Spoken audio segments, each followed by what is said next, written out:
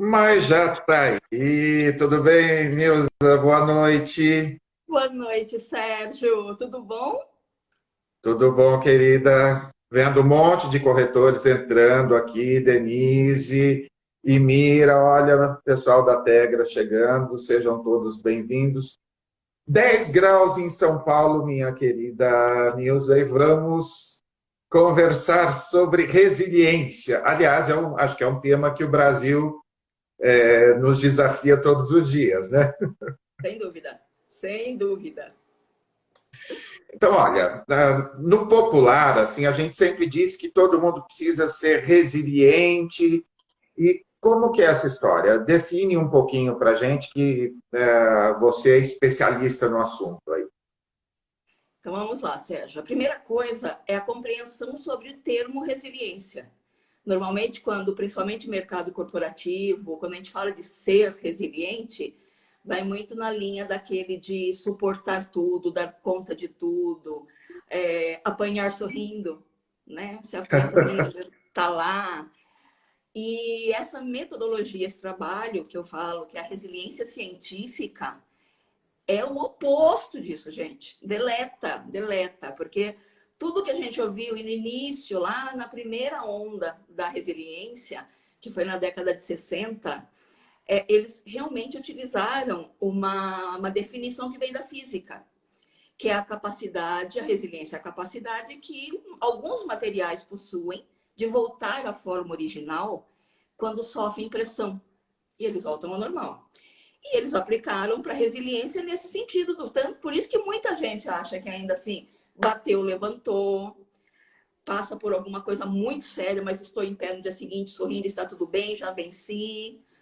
E não tem nada a Não ver. é resignação, nada a ver com Não, resignação. não é. Não é.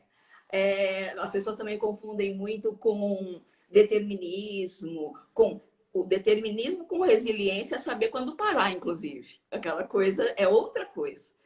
Então, quando eu falo de resiliência científica, a gente fala realmente muito, que é uma metodologia desenvolvida aqui no Brasil desde 2006 pelo Dr. Jorge Barbosa, chama abordagem resiliente.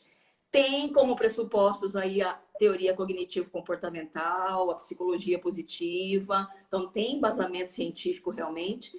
E a resiliência científica fala muito da superação, é o superar.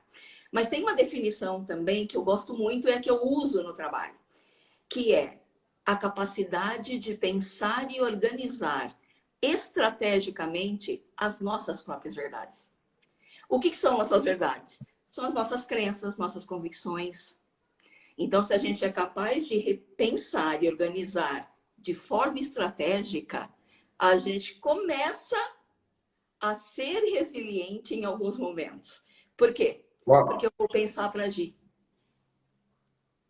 Nilza, repete, por favor, essa definição aí, que essa eu nunca tinha ouvido, e essa eu já quero memorizar e colocar depois na descrição do vídeo. Muito bem. Resiliência é a capacidade de pensar e organizar estrategicamente as suas próprias verdades. Muito bom, muito E bom. isso, por que eu gosto muito dessa definição? Porque a gente fala muito de resiliência, se fala de resiliência como algo, né, assim, sobrenatural, algo. E não é, gente, é um exercício diário, é exercício. Não é fácil, não é simples.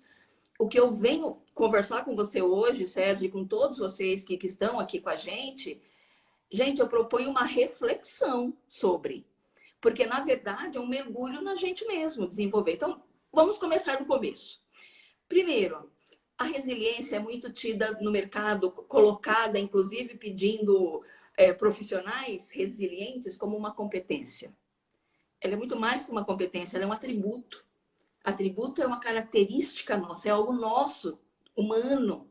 Então, peraí, já tem aí um meio caminho andado, é um atributo, todos nós temos. E para desenvolver, o desenvolvimento da resiliência se dá através de um processo de aprendizagem. O que significa isso? Significa que pode ser a qualquer momento da nossa vida. Eu não preciso ser pequeno, grande, eu posso ser na idade que for, que eu tenha. E aí, essa questão do desenvolver, de ser um processo de aprendizagem, ele se dá porque a essência da resiliência, agora pega, a essência da resiliência é o autoconhecimento.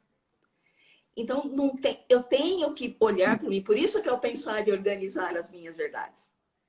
Porque a hora que eu me conheço, quanto mais eu me conheço, possivelmente, é muito mais possível eu me tornar flexível na forma de pensar. Então, ao contrário de ser rígido, a gente se torna flexível. E isso me permite transitar nas várias emoções. Não é que a gente domina as emoções, porque não tem como dominar.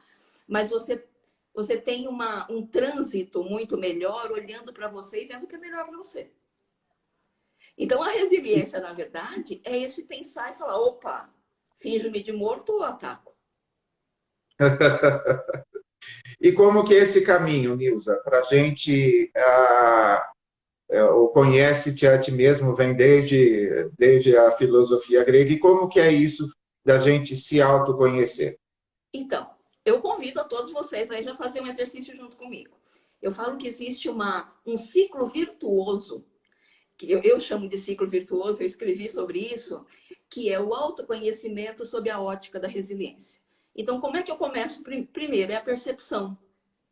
Como é que você reage? Como que você enxerga o mundo? Porque a gente tem a mania de achar que, imagina o mundo como uma pizza. A gente é crente que está enxergando a pizza inteira. Super domino a minha pizza, enxergo o mundo, tenho uma visão super clara, super entendo. Não, o que você enxerga, meu filho, é um pedaço da pizza que te compete. Vamos começar por aí. Então, não, eu não tenho como enxergar o todo. Aquilo que eu enxergo se torna o meu mundo. Por isso que quando a gente brinca e fala assim, decidi comprar um carro, eu não sei mais o nome de carro, gente, um carro vermelho, tal. Você saiu na rua, você começa a ver esse carro em todo canto. Aí você fala assim, o que que é? Todo mundo resolveu comprar o mesmo carro? Não, a sua mente está focada. Você vai ver no prédio, você vai ver no mercado, você vai em todo canto. Então, o que a nossa mente foca, ela pega. Então, essa percepção de como é que eu reajo diante de situações de estresse, diante de desafios, diante de negociações, diante de clientes, como é a minha reação? Eu tenho mais aquele perfil do ir para cima, do atacar, do convenço, bateu no dedão, já subiu pro tampão, eu já vou brigando, ou eu tenho mais aquele lado mais passivo, de dar aquela travada no maxilar, aqui o fígado já azedou, já vai subindo aquela fogueira aqui do estômago, mas eu mantenho o rosto pleno e eu estou aqui, assim, firme. Porque essa forma, como é que você enxerga o mundo? Como é que você reage às adversidades? Como é que você lida com mudanças? Ah, veio a mudança. Nossa, na hora eu pego a mudança, eu já topo, vamos lá, vamos mudar, vamos ir. Não, eu resisto até o fim. Eu luto contra. Eu não quero. Aí não tem mais jeito, eu aceito. Então você começa a perceber como é que você reage diante do mundo. Como que você é? Como é o seu perfil comportamental? É mais de intolerância, do ir para cima, que é o ataque? Ou ele é mais passivo, da passividade, do acatar, e que por dentro eu tô falando assim, eu devia falar, eu devia colocar, eu devia fazer, mas deixa assim mesmo, eu devia ficar bravo, mas não, vamos levando. E se você parar, você vai se perceber, como você é na maioria das vezes. Olha só, Nilza, tem vários corretores aqui participando. Hoje eu convidei falando que o tema era bem mais abrangente, que seria útil para todo mundo, mas tem muitos corretores aqui. E em alguns momentos, assim, a gente, especialmente quem atua na área de vendas, é sempre requerida a habilidade desse jeito, de ir para cima. Na década de 80 ou de 90, algumas até hoje, mas faz de conta que não. Chamam o cliente de ir à mesa de negociação como se ele estivesse indo para o abatedouro. Então, e por outro lado, a gente tem livros falando aí do poder da timidez, de pessoas, como que o profissional de vendas consegue ter um certo equilíbrio, inclusive de não ter que atuar com aquilo que ele não é. Porque é bem difícil você falar para alguém que é mais calmo que ele precisa ir para cima e que ele tem 5 minutos e tem que fechar uma venda. Como que é esse desafio, Essa equação, né? Como é que a gente vai essa equacionar isso? equação? Então, Espera bom, só um minutinho, deixa eu agradecer, já está subindo um monte de coração, tem um monte de gente linda aqui. Gente, estou adorando os corações aí, continuem subindo. então isso é interessante pensar, porque assim, quando eu falo desse ciclo virtuoso, que é a percepção, a consciência que gera a transformação, então, eu me percebo como eu reajo. Mas eu percebo como eu reajo, por que eu percebo? Por que eu reajo dessa forma? A gente nunca pergunta isso. Por que eu falo sempre o que eu falo? De onde veio? Então, isso vem sim da nossa experiência de criança, da nossa forma, das vozes que nós ouvimos, as várias vozes que temos aqui. As nossas convicções são formadas a partir das experiências que tivemos. Então, crença não tem nada a ver com religião, não. É aquilo que a gente acredita com convicção. Então, para essa pergunta, volto a dizer, esse processo de aprendizagem, esse olhar para dentro, essa essência, entender quem você é, se percebendo como você reage. Se você tem mais o perfil do ataque, da intolerância ou da passividade, e a gente, obviamente, tem que buscar o equilíbrio, é o estar resiliente, a gente não é, a gente está. E é isso. Quanto mais eu me conheço, a minha forma, a minha metodologia de atender meu cliente, de olhar nos olhos, de trabalhar esse cliente, eu vou descobrindo a minha melhor forma de fazer isso. Então, não tem receita pronta, gente. Por mais que digam aí os 10 passinhos do melhor vendedor, desculpa aí, né? Não. Você vai ter que olhar sim. E a resiliência nesse sentido é muito interessante, porque assim, esse conceito, a metodologia da abordagem resiliente, ela reúne 8 áreas da vida, nas quais existe uma ferramenta que a gente consegue avaliar como é que nós, cada um de nós, diante das nossas verdades, da forma como a gente age, como que a gente reage diante dessas 8 áreas, diante do estresse. Se eu vou para o ataque, se eu sou na passividade, se eu estou no equilíbrio. E são 8 áreas. 2 delas são essenciais para vocês, corretores. Não, vou falar 4 áreas, é que sim, 2 é muito pouco. Primeiro, obviamente, a empatia, que a gente já vai falar um pouquinho. Conquistar e manter pessoas. Autocontrole, autoconfiança. E vou para mais uma, o que se chama análise de contexto. Então, vou começar por essa. O que é análise de contexto? Quando eu me conheço e eu sei como é que eu reajo, como é que eu enxergo o mundo, o que acontece? Eu consigo chegar num determinado lugar e olhar para um cliente e observar o meu redor. Com que carinha que ele chegou, como é que está o perfil dele, se está de braço cruzado, se está com a bolsa no colo pronto para sair correndo, se ele está sorrindo, se ele está buscando algo. Então, é uma análise, assim, como é que eu vou abordar essa pessoa? Então, a análise de contexto vem amarrar isso daqui. A autoconfiança, ela tem a ver com o agir e obter resultado. Para você estar equilibrado, em equilíbrio nessa área, para conseguir agir e obter resultado, é aquela hora que você não duvida de você. Que você se conhece tão bem e que você usa tão bem a sua fala, o seu poder de convencimento da sua forma, que a sua autoconfiança está plena nesse momento para você abordar. O autocontrole é aquele momento em que você olha e fala assim, cuidado. Sentimento que gera um pensamento e cria uma realidade. Sabe aquele pedaço da pizza? Nossa, ele já entrou com um olhar meio esquisito, não sei, tô achando que vai ser um cliente difícil, já dá um sentimento esquisito. Eu já mando essa mensagem para o cérebro, que já diz assim, bom, e se ele fizer tal coisa, ou se ele falar tal coisa, eu posso falar isso, mas ele pode também. E eu já criei uma realidade aqui, que aqui fora não tem absolutamente nada a ver. O cara pode estar com dor de cabeça, gente. Mas a gente tem essa mania comigo. Então, esse autocontrole, esse transitar entre as emoções e falar, calma, peraí, vamos ver direitinho, também tem muito a ver. Aí vem o que a gente fala de empatia. E aí sim, eu quero me deter um pouquinho, que aí eu acho que vai ser importante para vocês. Quando a gente fala de empatia no mercado, Sérgio, a gente fala assim, é entender a dor do outro, é pegar a dor do outro, é se colocar no lugar do outro.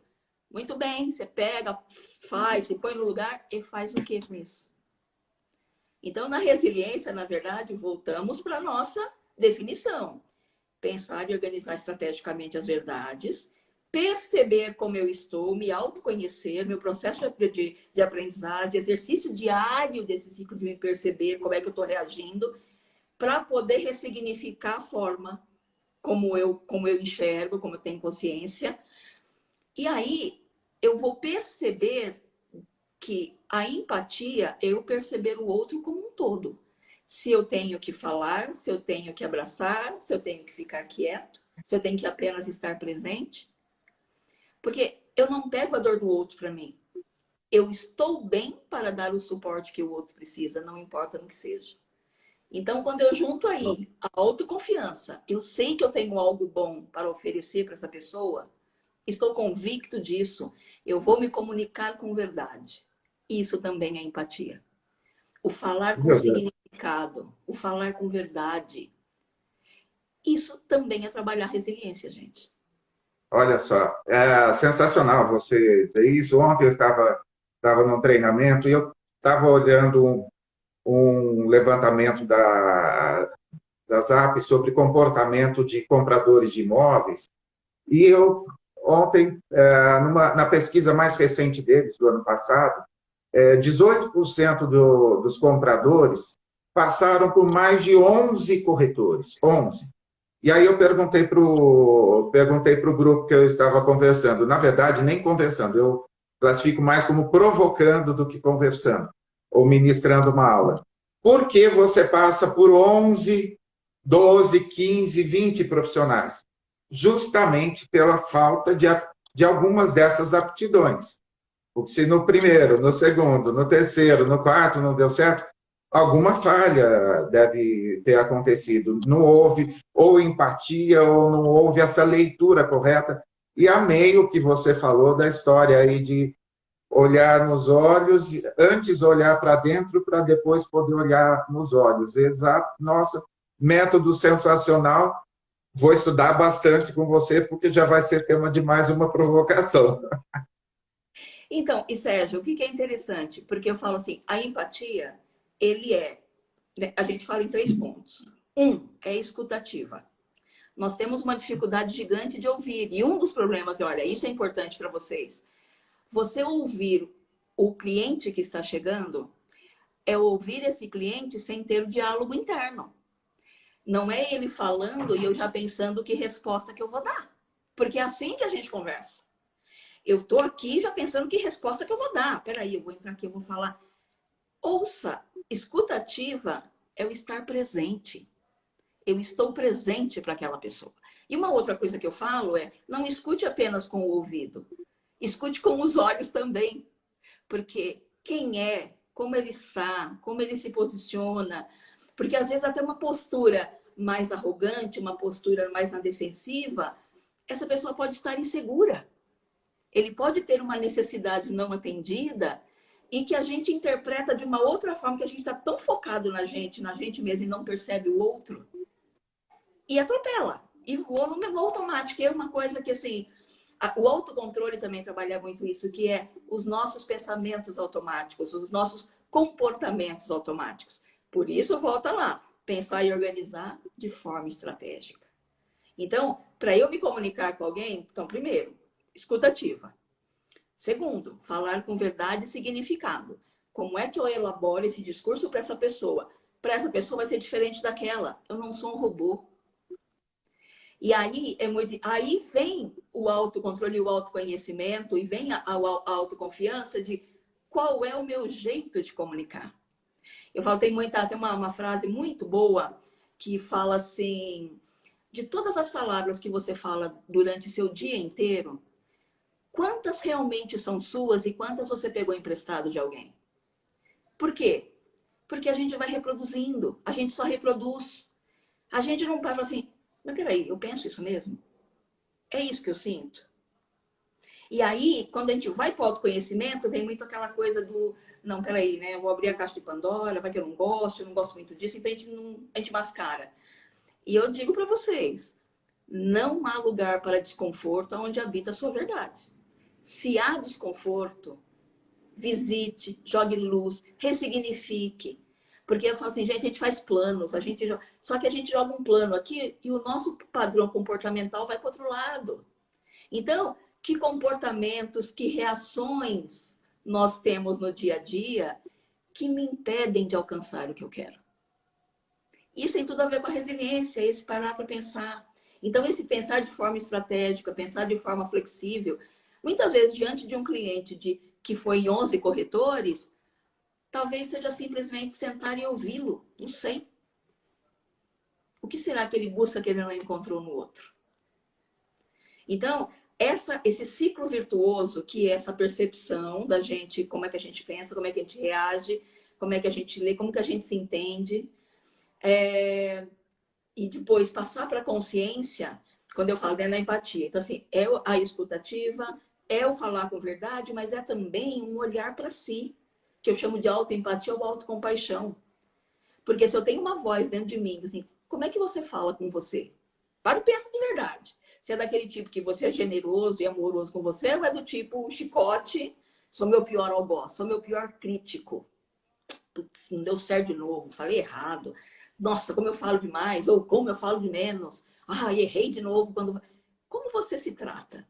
Porque isso impacta diretamente, isso é aqui, essa vozinha aqui, de alguma forma ela impacta no seu resultado. Mas você nunca pergunta, porque você acha que você está olhando só para fora e falando com o outro. Então, quando você junta as três coisas, aí a empatia faz sentido. Quando eu olho para mim, eu me perdoo, eu me entendo, eu me estou disposto a mudar, eu consigo falar com verdade a minha verdade, o que eu acredito de fato, e eu consigo ter essa escutativa para poder entender o que a pessoa quer. E quando a gente fala aí, e o que a gente fala, quando eu falo da outra área, que é o conquistar e manter pessoas, é de fato fazer uma rede de apoio, uma rede de proteção. E aí todo mundo brinca comigo assim, nossa, isso aí assim é muito maquiavélico, né? Não é maquiavélico, não é, assim, não são segundas intenções, são primeiras mesmo. Porque é você pegar, gente, como é que tá seu networking? Se você tiver que buscar alternativas, com quem que você toma café a semana que vem? Se você tem que tomar café a semana, então deixa eu pensar aqui com quem que eu tomo café a semana que vem.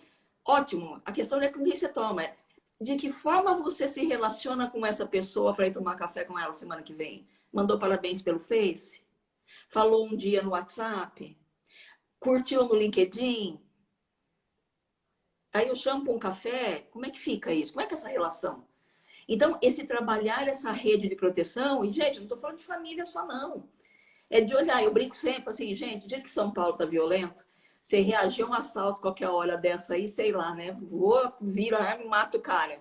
Peraí, deixa eu ver se eu tenho algum advogado criminalista para quem eu posso ligar na hora, né? Para quem que eu ligo? Então, deixa eu ter aqui. Tenho, na minha listinha tem. Você tem? Você tem médico na sua lista? Você tem fisioterapeuta? E é uma rede de proteção. Então, pensando na área, né, de corretor imobiliário, quem que a gente precisa ter como rede de proteção, de apoio, para pedir informação, para fazer um benchmarking aí de troca de ideias? Como é que funciona isso? Então, o conquistar e manter a pessoa dentro da resiliência é trabalhar. Porque a gente tem, gente, todos aqueles que atacam e os que acatam. Então, isso faz muita diferença, a busca do equilíbrio, nesse sentido. Lindo demais. E interessante, Nilza, que no meio, entre os corretores, existe uma rotatividade bastante grande entre as empresas. Então, se quem briga com um diretor aqui, pode ser que daqui 6 meses seja vetado em uma outra empresa que essa pessoa já está. Então, as marcas que você deixa não ficam assim soltas, elas acaba sempre acontecendo um intercâmbio. E é verdade também que quando alguém que trabalhou com você pode te indicar para uma outra empresa. Então, eu conheço, assim, tenho amigos que em 5 ou 6 anos já passaram por várias empresas. Então, super legal. Não só rede, pensando em conquistar uma outra posição profissional, mas isso que você disse, rede de proteção. Pô, fantástico, fantástico. Até, olha, em vendas, a gente fala muito... A Cris que enterrou Solana News está na minha rede. Ela também está na minha, com certeza. Obrigada, Cris. Um beijo. Nossa, ó, um montão de gente linda, ó, Ju Bragança, Mônica Ximenes, Daniel Maia, estou precisando marcar café com todos vocês aí, fora todos os meus amigos corretores que estão aí. Estou aí, quero ter uma agenda bem livre para poder rever tanta gente linda que está assistindo a gente. Me fala E uma coisa, Nilza. conquistar e manter pessoas, né, meu amigo? Vamos manter essa rede de apoio aí, bem nutrida, não é mesmo? Exatamente, exatamente. E me fala uma coisa, viver num país onde a gente acorda em 10 minutos, uma pequena olhada nas redes sociais já é suficiente para a gente quase surtar. O que a gente faz para não ter autocomiseração, não achar que a culpa é sempre do país, dos políticos, alguma coisa?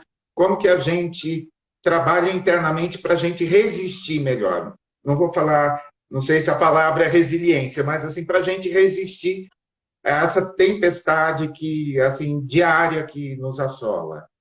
Então, não, e a resiliência sim, porque tem dias que estaremos mais resilientes, outros nem tanto. Em algumas áreas a gente vai estar, em outras não, depende como também, né? O que acontece que com tanta coisa não dá para segurar mesmo, a gente acaba explodindo ou até realmente estressando para valer.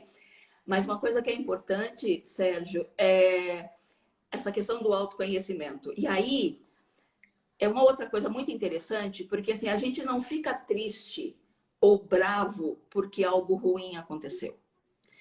A gente fica péssimo por toda a turbulência em volta, porque eu seguro isso. Você pode perceber, uma coisa ruim acontece, isso dá assunto por horas, por dias, a gente fica preso no noticiário, como foi com a pandemia. Era manhã, tarde, noite, e você ouvindo se repetiam as mesmas informações. E a gente só falava aquilo. A gente só reproduzia. Então, a primeira coisa é nesse sentido, né? De essa questão do olhar e de ver realmente o que eu estou ouvindo. Então, eu ouvi, mas assim, ok, isso é ruim. Mas não se prenda. E não é fazer o jogo da Poliana de vamos ver o lado bom disso. Não, não tem lado bom nenhum, não. Tem isso, não. É para ficar bravo mesmo, é para ficar triste mesmo. Aceita isso. Não lute contra. É isso aí. Isso é ser flexível.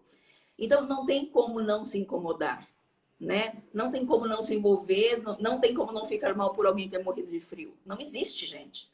Então, a primeira coisa é só tomar cuidado como a gente se apega a algo ruim e o quanto disso vai impactar no nosso dia. Então, aí, essa é a questão do autocontrole. Porque eu estou me pegando de verdade no ruim e estou expandindo mais do que deveria ou não. Segunda coisa, quando a gente fala desse ciclo virtuoso, que eu falo dessa percepção, consciência para poder transformar, que é o que se torna a resiliência no final, que a gente transforma a forma de agir, transforma hábitos, ela tem muito a ver com autorresponsabilidade. E a autorresponsabilidade também se advém do autoconhecimento, por quê? O que é meu? Né? Como diz Freud lá, né? Qual é a minha responsabilidade no caos que eu tanto reclamo? Agora, o que é meu e o que é do outro. O que é meu eu dou conta, não adianta eu tentar resolver o do outro. Então, esse olhar para a gente, de pegar o que é da gente e administrar o quanto eu me pego no ruim ou no bom e de que forma que eu lido com isso, muda bastante a vida da gente. Então, qual é a minha responsabilidade nisso? E o terceiro ponto é, há algo que eu possa fazer? Que às vezes seja uma pequena, seja um pequeno passo. Porque nós somos muito dessa, é isso que eu falo, né? Quanto nós pegamos emprestados, mas quanto de verdade nós estamos olhando para a nossa verdade? Porque muitas vezes assim, tudo isso e tal, você deu um paletó, uma blusa, um cachecol para alguém na praça hoje, tá tudo acontecendo, mas você tá em paz, assim, eu tinha condição de fazer isso e fiz. Então, é estar atento para isso. Então, posso me envolver em movimentos, posso me envolver em causas, devo, posso, a partir de mim. Não é porque você está pedindo para mim. Isso é importante para mim. Que peso tem isso na minha vida? O quanto vai impactar a minha vida? Quanto eu me identifico com essa verdade que está sendo colocada? Essa verdade conversa com a minha verdade? E aí é mais fácil. Então, vivendo hoje, você vai ficar mal todo dia, gente. Não tem como não ficar mal, não. Você pega a rede social, pegou o Twitter, você só vai dando lá, né? Curtindo e vai. Mas é isso de você olhar assim, aqui eu consigo, não vou me apegar nisso. E muitas vezes vou me abster, saio. Eu faço uma curadoria de conteúdo, porque me faz mal. Esse autoconhecimento e essa questão de organizar esse ataque, essa intolerância, ou mesmo essa passividade, de quando a gente percebe que para tentar buscar esse equilíbrio, o melhor é a gente se abster. Então, por isso que eu digo, gente, é um exercício diário, constante, o tempo inteiro, do perceber, se conscientizar e transformar. O que eu pensei? O que eu ressignifico aqui? Para a gente conseguir viver nesse mundo louco. Não tem como. E a gente é o nosso pior algoz, a gente se cobra. Então, não sei, respondi a sua pergunta? Lindo demais, Nilza, lindo demais. E olha, só lamento assim que o nosso papo é super curtinho, a gente já está indo para o final, são só 30 minutos normalmente que a gente conversa, mas hoje eu coloquei em algumas redes, lembrei a frase lá do Nietzsche, que é preciso ter o caos para gerar estrela, né? Aí eu olhei assim e falei, bom, eu estou gerando estrela ou estou gerando estresse com com o caos que eu tenho dentro de mim. Então, de alguma forma, assim, não, com dicas assim bem práticas e com assim seus ensinamentos, hoje eu já vou sair um pouquinho das redes e ficar offline pensando em tudo isso, porque antes de ajudar o cliente ou de conhecer o cliente, o processo tem que ser interno, né? Tem. Se você estiver bem com você, o seu entorno também estará. Olha só. Nilza, querida, super obrigado. Espero em breve a gente já marcar um outro papo aqui online e ao vivo também, claro. E super obrigado por ter compartilhado um pouco da sua trajetória. Amanhã a live vai para o YouTube e muito mais gente vai assistir. E eu vou deixar seus dados nas redes sociais para todo mundo seguir e acompanhar outras dicas tão valiosas quanto as que você deixou hoje com a gente. Sérgio, muito obrigada pelo convite. Muito obrigada a todos que participaram. Estou à disposição. E olha, considerem, reflitam sobre isso, porque vale a pena. Vale a pena mesmo.